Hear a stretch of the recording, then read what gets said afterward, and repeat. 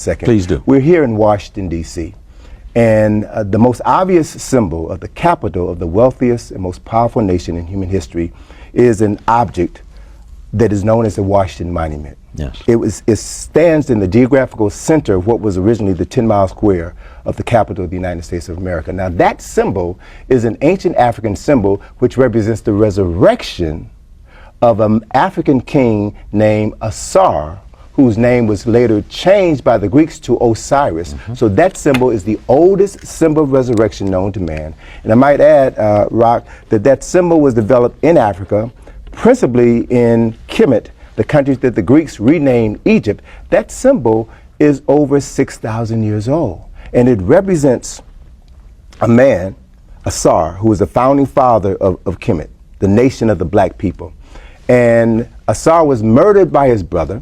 His body was cut into a variety of pieces. One story says 14 pieces, and scattered throughout the land. Asar's wife, Aset, who's known as Isis to the Greeks, searched throughout the Nile River and found 13 of the 14 parts of Asar's body.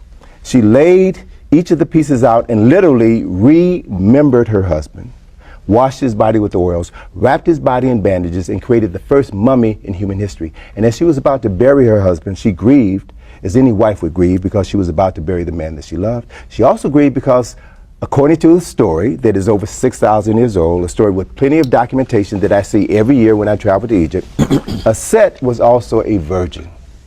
And before she buried her husband, the spirit of her deceased husband, Asar, came and impregnated her.